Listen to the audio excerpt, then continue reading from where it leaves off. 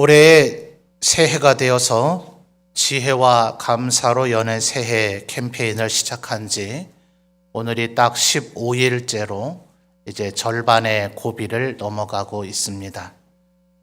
어떻게 우리 성도님들 매일 날짜에 맞춰서 잠언을 한 장씩 읽으시고 또 내 삶에 의외로 아무리 힘들고 어려운 상황이 있더라도 감사의 제목들이 늘 있었다는 것을 매일 발견하고 계시는지 모르겠습니다. 밴드의 수많은 우리 성도들이 감사의 제목을 나눈 것을 볼 때 아마 우리 대다수의 성도들께서 그와 같은 감동과 은혜를 삶의 현장에서 다 느끼고 계시리라 저는 믿습니다. 여러분들이 오늘까지 15장을 매일같이 계속 읽어 오셨다면 아마 이 잠언이 말하고 있는 지혜, 결국 그리스도를 알게 되고 하나님을 깊이 알게 됨으로 깨닫게 되는 지혜와 지식 그리고 훈계를 통해서 계속 솔로몬이 강조하는 것은 우리의 마음의 생각이 바뀌고 또 우리의 입술의 말이 바뀌고 그리고 우리의 행동이 바뀌어지게 되는 그런 결과물을 낳는다.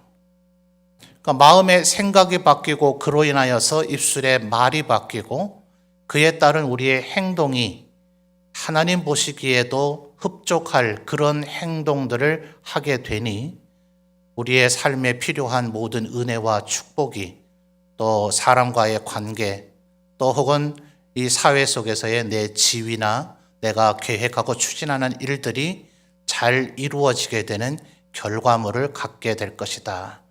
사실은 이 논리를 계속해서 솔로몬은 반복해서 다양한 표현으로 이야기하고 있는 거죠.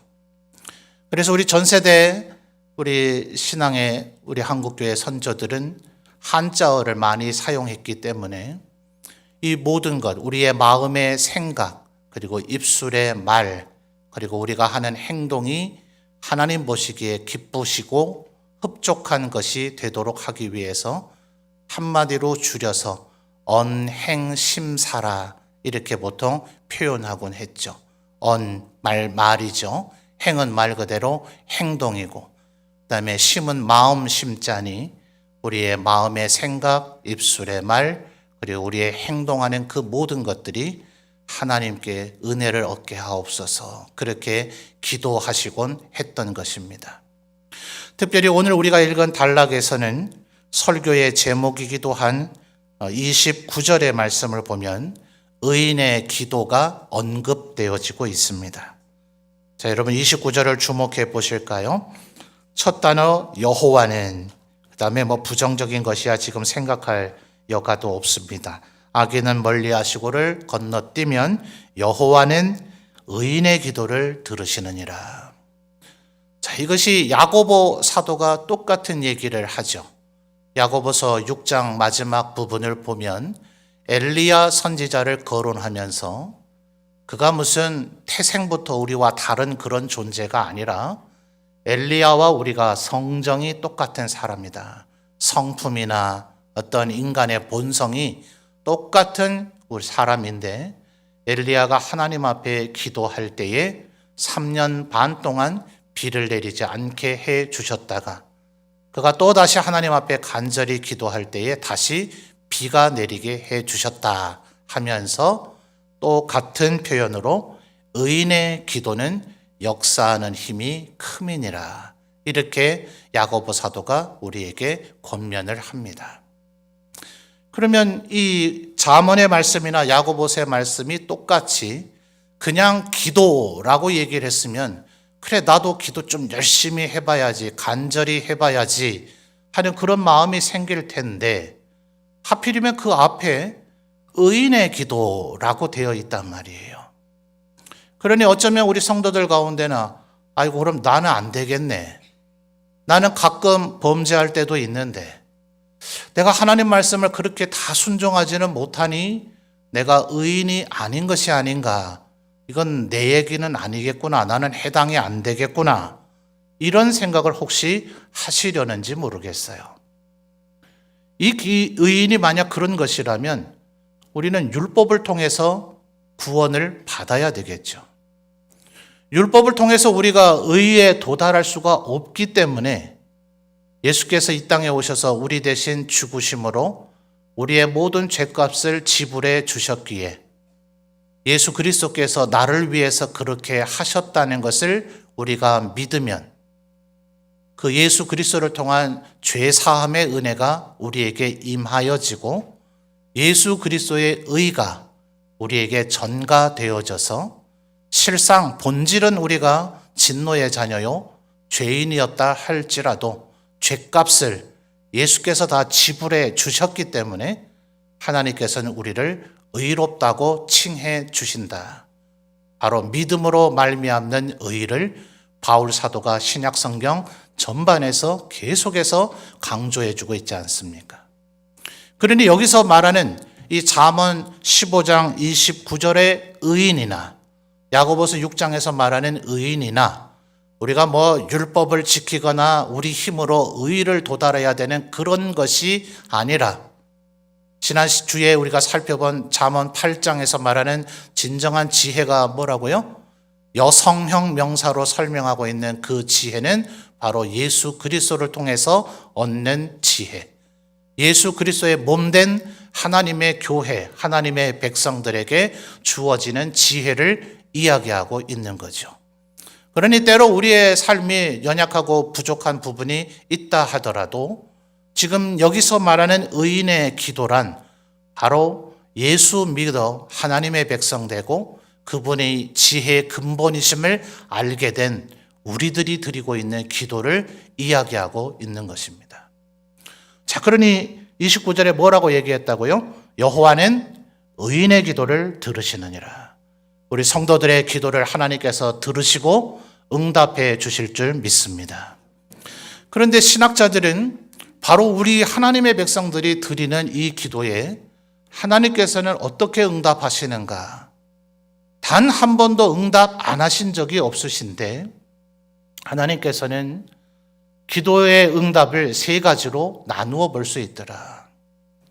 정말 우리가 누가 보더라도 영적으로 어린아이가 되어져서 말도 안 되는 그런 얼토당토하는 그런 기도를 할 때 하나님께서는 아니다. 그런 기도는 들어줄 수가 없다. 이렇게 대답하시겠죠. 또 어떤 기도는 우리에게 좀 시간이 필요합니다. 그래서 느헤미야와 같은 이는 하나님 앞에 예루살렘 성을 다시 쌓고 싶습니다 하는 열망을 품고 기도하게 될 때 4개월이 지나고 나자 아닥사스다 왕의 술 관원이 되어서 그에게 내게 예루살렘으로 가서 예루살렘 성을 쌓게 해달라는 말을 할 수 있는 기회를 얻게 됐다. 또 아브라함 같은 이는 어떻습니까? 하나님께서 내가 너에게 복을 주시겠다. 네가 복의 근원이 될 것이다.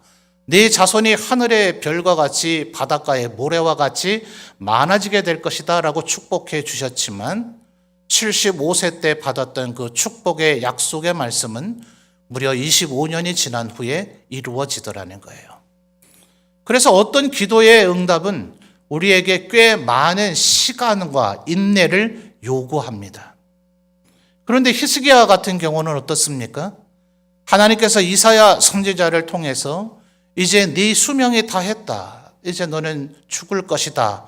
라는 말씀을 전했는데 왕궁에서 그 말을 전하고 성전으로 가는 그 중간 거리가 얼마 되지도 않아요. 말하자면 그 말씀을 선포한 지 불과 5분 10분 지나지 않았는데 히스기야 왕이 그 말씀을 듣고는 벽을 향해 하나님을 향해 앉아서 대성통곡하며 기도할 때에 하나님께서 왕궁에서 나와 성전까지 아직 도착도 안 한 이사야에게 되돌아가서 히스기야에게 네 생명이 15년 연장되었다고 이야기하라.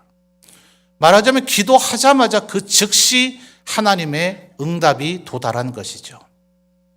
우리의 기도가 예수 그리스도로 말미암아 얻은 은혜로 인한 의인의 기도라 할지라도 우리의 기도에 하나님의 응답은 이렇게 세 가지 유형으로 나눠질 것인데 이 자리에 있는 우리 모든 성도들 가운데 하나님께서 아니다, 그건 들어줄 수가 없다라는 거절의 응답이나 조금 오래 인내하며 기다리거라 하는 그런 기다리라는 응답보다는 우리가 기도하자마자 즉시 들어주시는 즉시 적절한 그런 응답을 받기를 모두가 원하실 거예요.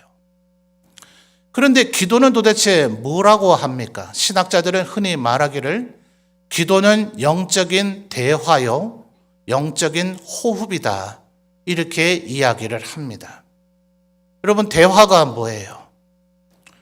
옛날 우리 어르신들, 특히 돌아가셨던 저희 아버지도 저희 6남매 앉혀놓고 오늘 대화를 좀 해보자 이러시면 일방적으로 1시간 동안 교훈과 책망과 말씀을 하세요.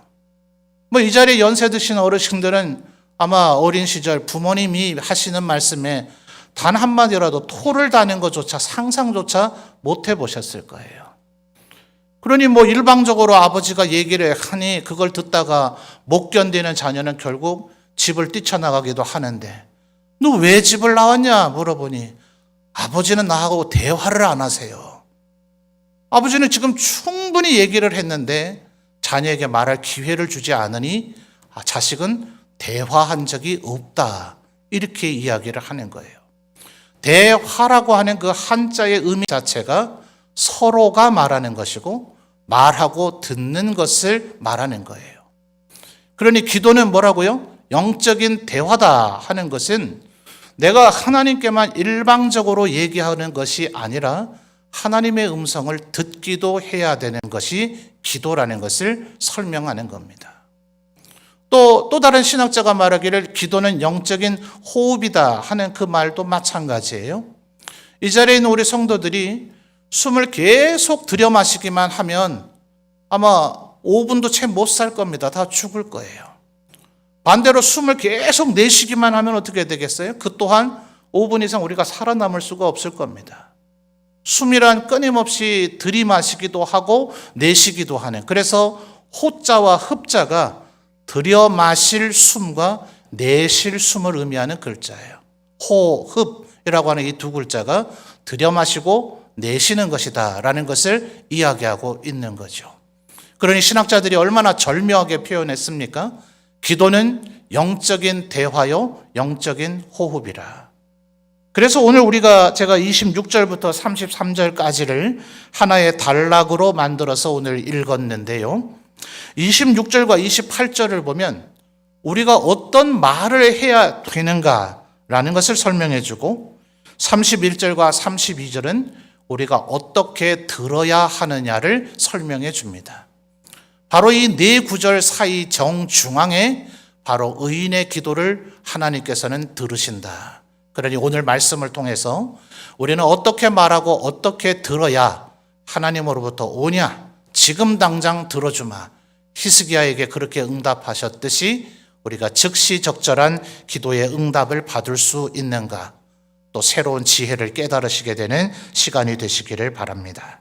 자, 먼저 들어야 될 것들을 한번 살펴볼까요? 31절 여러분이 읽어주시죠. 31절입니다. 시작.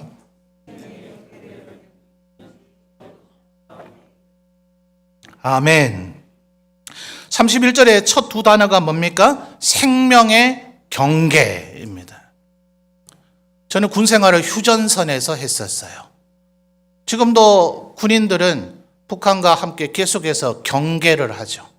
언제 저들이 전쟁을 도발하려는지, 혹시 간첩을 내려보내지는 않으려는지 그 경계 근무를 계속해서 해야 됩니다. 전쟁의 징후가 보이면 방어태세라고 해서 그 방어태세의 수준을 높이죠. 우리가 더 강력히 방어할 준비를 해야 된다 해서 일명 데프콘이라 얘기를 하죠. 그러나 평상시에 국지전의 도발의 위험이 있거나 간첩의 침투 징후가 훨씬 농후한 첩보가 접수되면 그 영역을 방어하고 있는 경계 병력들은 경계 태세를 훨씬 강화해야 됩니다. 일명 워치콘이라 그렇게 얘기하죠. 이 경계라고 하는 말의 의미가 바로 그런 거예요. 긍정적인 게 아니죠. 뭔가 부정적인 요소를 담고 있고 책망과 훈계를 담고 있습니다. 그런데 31절을 다시 한번 잘 보십시오. 하나님께서 우리에게 하시는 경계 혹은 경고, 이런 것은 무슨 것을 이루기 위한 경계입니까? 첫 단어가 뭐예요? 생명의 경계라 하는 거예요. 하나님의 이 경계, 우리에게 때로는 꾸짖고 책망하시는 이 얘기가 아마 우리의 마음에 부담이 될 수도 있고 귀에도 거북하여서 별로 듣고 싶지 않은 마음이 있을 수도 있습니다. 그런데 31절 다시 한번 잘 보십시오. 하나님께서 우리에게 하시는 경계는 생명의 경계인데 이 생명의 경계를 듣는 귀는 지혜로운 자 가운데 있다. 아무나 듣지를 않는다. 안 듣죠. 그래서 잠언의 내용 아마 이미 읽어 오셨겠습니다만 들으려고 안 하거든 말하지 마라. 그가 너를 아예 시비를 걸고 네에게 보복하고 너를 원망할까 두려우니라. 들으려고 하는 자세를 가진 자에게만 얘기하라. 그래서 하나님의 말씀은 우리의 귀에 끊임없이 수많은, 그래서 지난주에 살펴본 8장에서 지혜가 뭐와 같다 했습니까? 여성형 명사이기 때문에 음란한 여성과 대조해서 마치 지혜를 의인화해서 그런 음란한 여성들처럼 지혜 또한 길과 사거리에 서서 모든 문 앞에 서서 제발 지혜의 귀를 기울여라, 내 말을 들어라. 이렇게 지혜는 끊임없이 마치 여성이 남성을 유혹하듯 그렇게 호소를 하면서 계속해서 지혜의 말을 들으라고 이야기를 한다는 것인데 그 지혜가 지금 15장 31절에서는 생명의 경계라 말이에요. 근데 모두가 이걸 귀담아 듣지는 않거든요. 누구만 들어요? 하나님께서 그 마음에 믿음을 주신 그래서 31절 하반절에 지혜로운 자 가운데 있다. 그것을 듣는 귀가. 그래서 우리에게 진정한 지혜가 있다면, 하나님께서 주시는 믿음이 있다면 그 사람은 하나님의 말씀의 경계를 생명의 경계인 줄로 알아. 이 말씀을 잘 들어야 내게 살 길이 열리고 영생의 길이 열린다는 것을 알아서 나를 때로는 꾸짖고 책망하는 말씀일지라도 달게 귀담아 듣는다 하는 거예요. 32절을 여러분이 또다시 읽어주십시오. 32절입니다. 시작.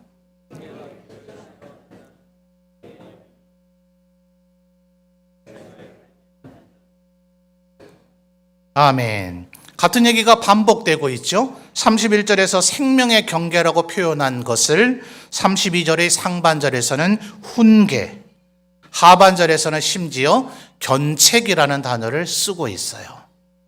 여러분, 이 견책이라고 하는 것은 우리 교단 헌법의 권징조례라는 것 가운데 예수 믿는 우리들이 범죄하고도 회개하지 않으면 교회로부터 받게 되는 벌 6가지의 단계 중에 하나입니다. 책망이에요.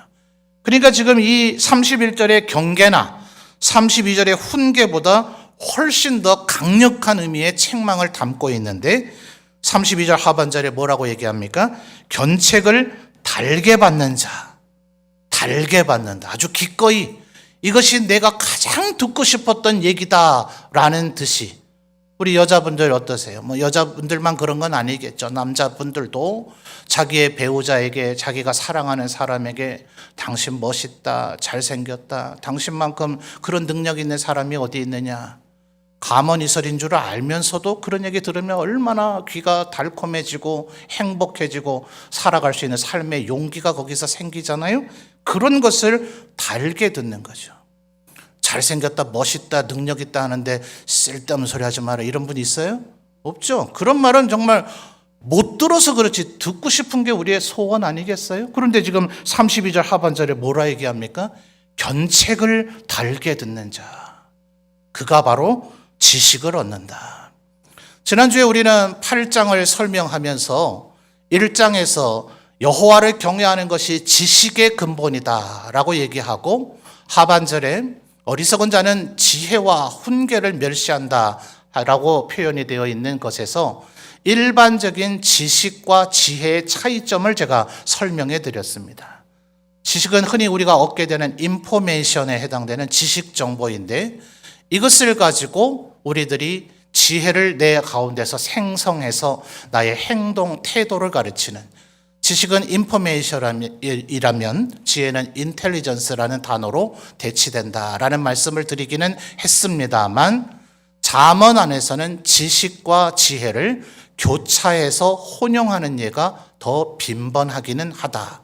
분명히 두 개가 차이를 둬서 설명할 때도 있지만 두 개를 구별 없이 사용하기도 한다 그랬어요. 그러니 지금 이 32절의 하반절은 단순한 지식 정보가 아닌 바로 예수님을 믿고 알게 됨으로써 얻게 되는 그 지혜, 그것을 이야기하는 것인데, 견책을 달게 듣는 자에게 그것이 주어진다 하는 것입니다. 그러니 우리가 하나님의 말씀을 얼마나 귀담아 들어야 되는가 하는 것을 우리가 알 수 있겠죠. 자, 그럼 반대로 우리의 말은 어떠해야 되는가? 26절과 28절을 살펴볼 터인데요. 먼저 26절을 여러분이 읽어 주십시오. 26절입니다. 시작.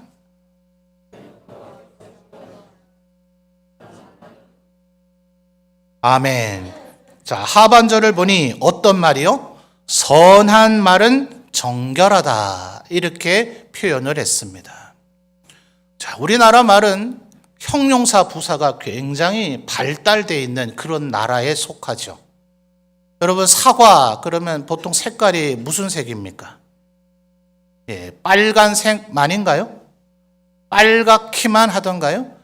불그레 하기도 하고 발그레 하기도 하고 그렇지 않나요? 지금 찬양대에서 대답하셨듯이 노란색 사과도 있고 파란색 사과도 있는데 색깔을 노랗다, 파랗다라고만 표현하지는 않죠.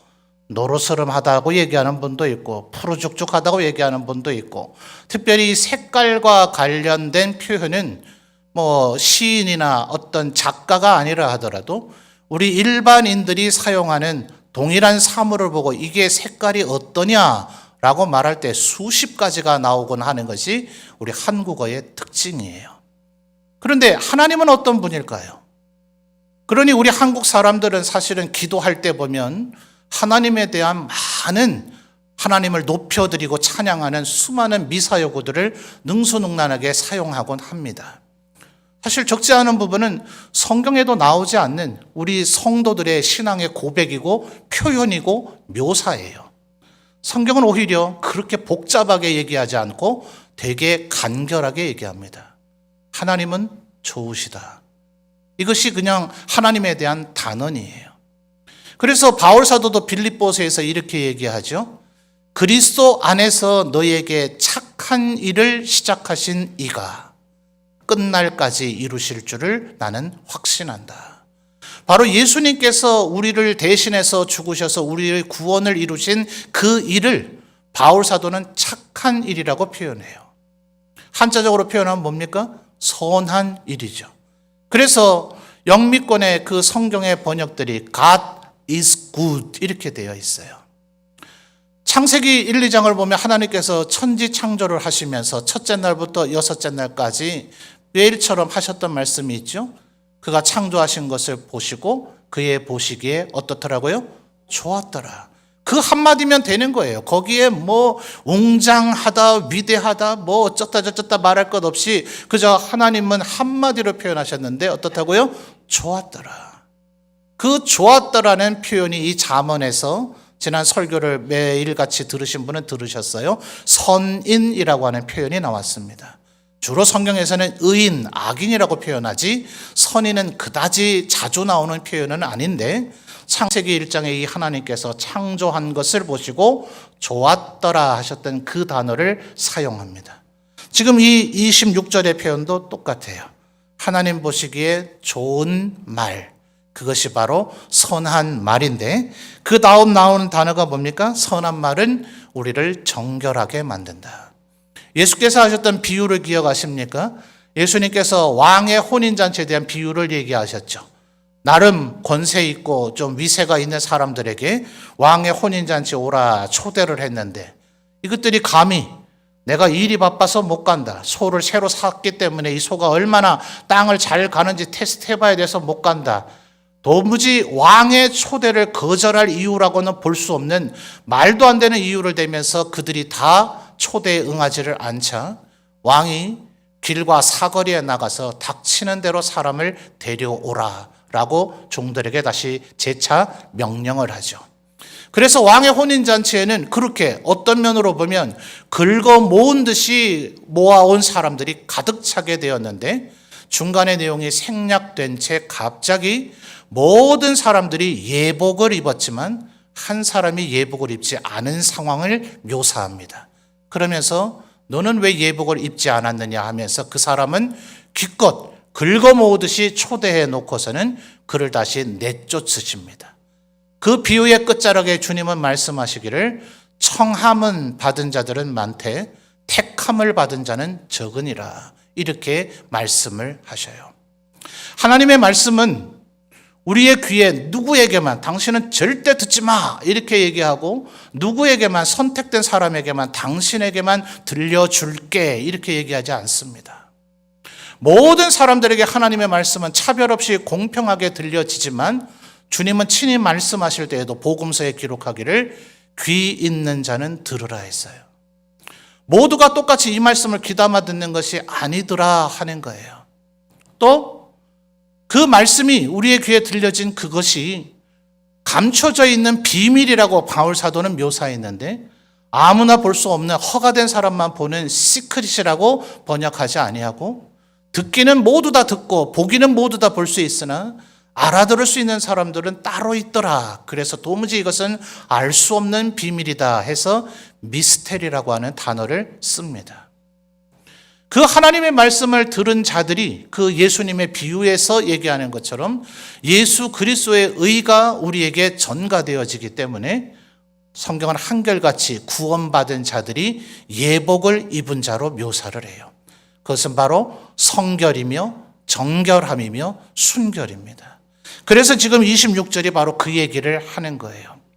하나님을 믿은 자, 그래서 그 지혜를 우리의 마음속에 소유한 자, 그리고 31절 32절에서 얘기하는 것처럼 하나님의 경계, 하나님의 훈계, 하나님의 견책을 달게 경청하며 듣는 자는 함부로 말할 수가 없기에 그가 선한 말을 함으로 그 안에 하나님께서 주신 믿음이 있다는 것이 증명이 되므로 그의 삶의 모습이 정결하다라고 성경이 지금 인정해주고 있는 겁니다. 28절을 이어서 여러분 한번 읽어보실까요? 28절입니다. 시작.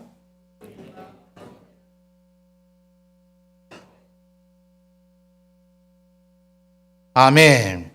자, 28절 상반절을 보니 의인의 마음은 대답할 말을 어떻게 해요? 깊이 생각한대요. 사람마다 이 생각이라는 것은 참 다르죠. 어떤 분들은 막 정말 똑똑한 건지 지혜가 있는 건지 눈치가 빠른 건지 모르지만 머리가 핑핑 돌아가는지 내가 하려는 말이 잘 설명이 잘 안 되면 당신 지금 이런 말을 하려고 한 거지, 내 말을 벌써 다 알아듣고 말을 내가 할 말을 그쪽에서 해주는 분도 있죠. 또 내가 말하자마자 바로 이것에 대한 대답이 어떻게 이렇게 빨리 나오나 싶을 정도로 바로바로 대답을 하는 분도 있어요. 근데 어떤 분은 남에게 조금 언짢은 말을 들었는데 뭐라고 나도 좀 말을 했었어야 되는데 그 즉시는 말을 못하고 집에 와가지고서는 방바닥을 치면서 아이씨 아까 이렇게 말을 했어야 되는데, 뭐예요? 생각이 그분은 조금 예민하지 못해서 그럴 수 있어요. 그러니 생각이라 하는 것은 사실은 조금 시간이 걸리는 경향이 있습니다. 그런데 29절 다시 한번, 28절 다시 한번 보십시오. 의인의 마음은 대답할 말을 어떻게 해요? 깊이 생각한대요. 제가 일부러 여러분에게 강조를 해드리고자 깊자를 길게 하고 있습니다. 대답할 말은 뭐예요? 깊이 생각한대요. 절대로 말을 쉽게 하지 않는 거죠. 왜요? 깊이 생각해야 되니까요. 어떻게 말해야 될까를 하니까요. 누가요? 28절 상반절에요. 의인의 마음이 그와 같다 하는 거예요. 대답할 말을 깊이 생각하기 때문에 예수님께서도 이렇게 얘기하셨죠. 사람이 손을 씻지 않고 음식을 먹는 것 때문에 사람을 더럽게 만드는 것이 아니다.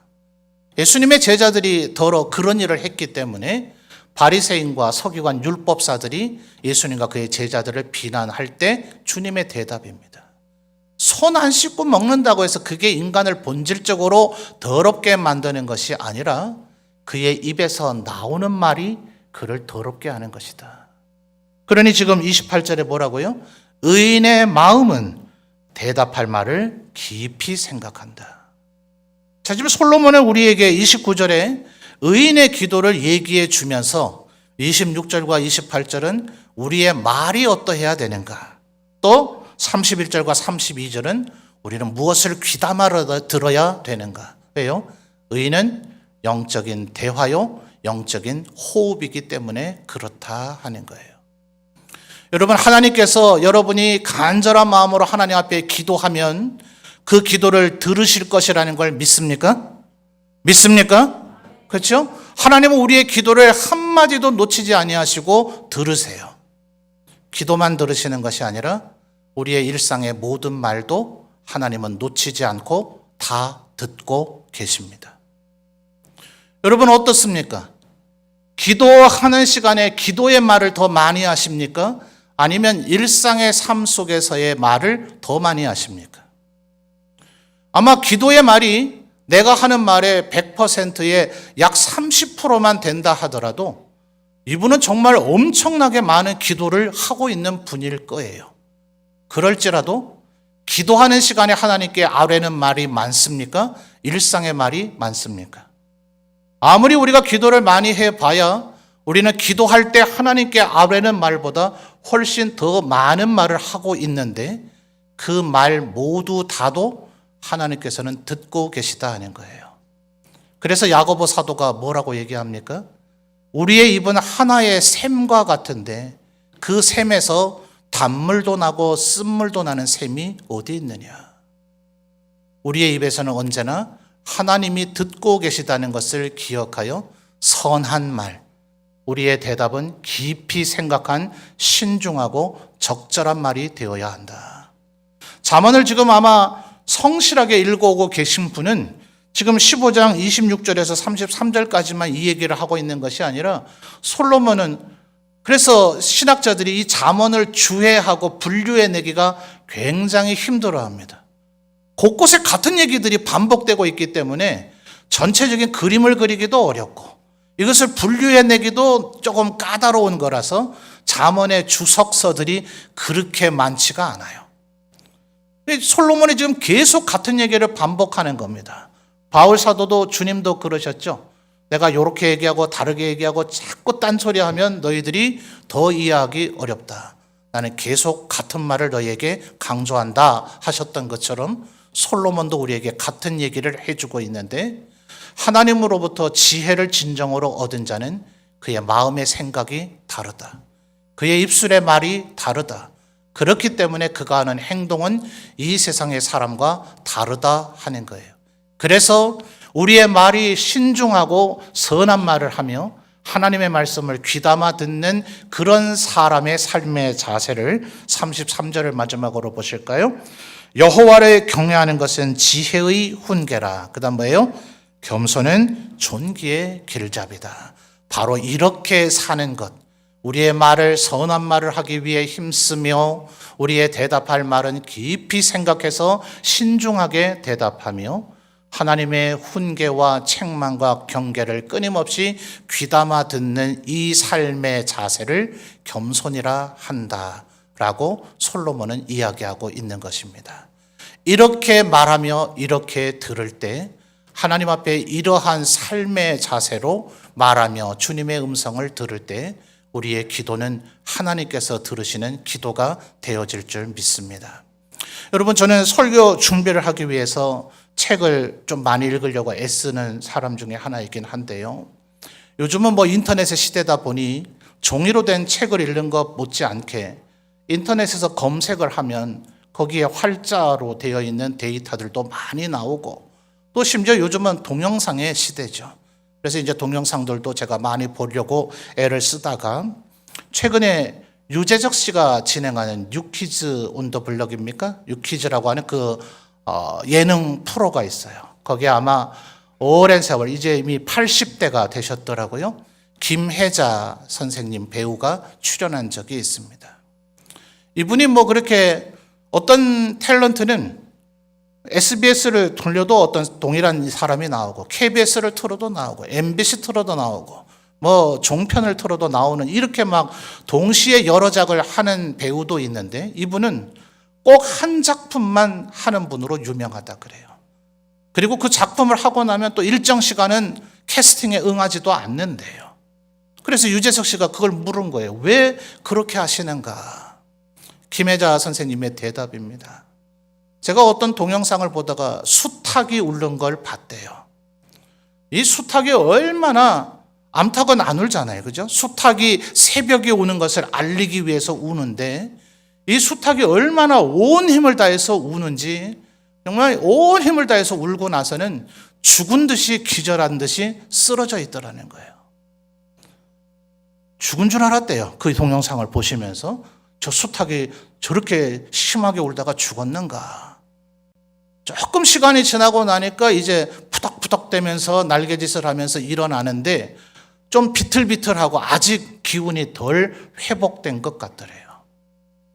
그래서 김혜자 선생님은 말하기를 내가 저 수탉과 같다. 저는 그분이 그냥 교만한 분은 아닌데 솔직하다 그래요. 자기 자신의 성향을. 저는 정말 배역을 맡으면 그 배역을 위해서 저의 모든 것을 쏟아붓거든요. 그리고 나면 계속해서 또 다른 작품을 할 기운이 없어서 널브러져 있는다 이렇게 표현을 했대요. 근데 어떤 드라마 이런 영화 같은 걸 쓰는 시나리오 작가가 김혜자 선생님을 보니까 아마 이 작품 끝나고 나면 널브러져 있는 것 같다. 자기가 실제로 하고 있는 자기의 그 마음을 똑같이 표현을 했더래요. 그래서 그분을 만나서 어떻게 내 마음을 그렇게 잘 아시냐 했더니 저도 그러거든요. 각 분야의 전문가들은 정말 자기가 맡은 일에 정말 최선을 다하고 있구나 하는 것을 제가 새삼스럽게 느꼈는데요.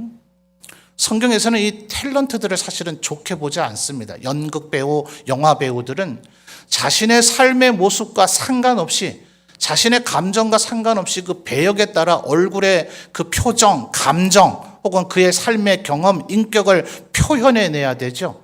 사실은 진실되진 않아요. 그래서 그런 역할을 하는 사람들은 성경은 보편적으로는 거짓에 사로잡힌 사람 혹은 가면을 쓰고 있는 사람이라는 의미로 외식하는 자라고 조금 평가절하해서 표현하긴 합니다. 하나님 싫어하시죠. 진실되지 않고 거짓의 영역이 있으니까. 그런데도 그 일을 하는 사람조차도 이렇게 자신이 한 일에 최선을 다하고 있구나.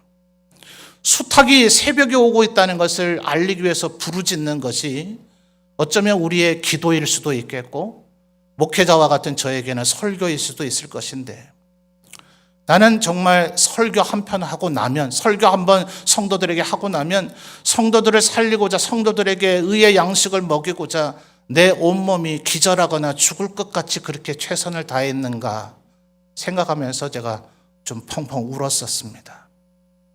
우리의 기도는 어떤가? 우리는 정말 하나님 앞에 그렇게 간절히 기도하는가? 그런데 지금 솔로몬은 얘기하기를 하나님 앞에 이제 기도 시작이라고 하는 그 순간이 그렇게 간절해야 되는 것이 아니라 우리의 평상시의 삶이 우리의 말이 선한 말이요 깊이 생각한 신중한 말이며 평상시에 하나님의 말씀을 경청하여 듣는 자일 때 안 된다. 그런 기도는 절대로 들어줄 수 없다. 아니다. 많이 기다려라 라는 대답이 아니라 오냐 지금 즉시 너의 기도에 응답하마 즉시 적절한 기도의 응답을 받게 될 것이라고 솔로몬은 우리에게 알려주고 있는 것입니다. 우리 성도들의 모든 기도가 하나님 앞에 우리의 기도를 경청하고 들으시며 즉시 적절하게 응답해 주시는 의인의 기도가 되시기를 주님의 이름으로 축원합니다.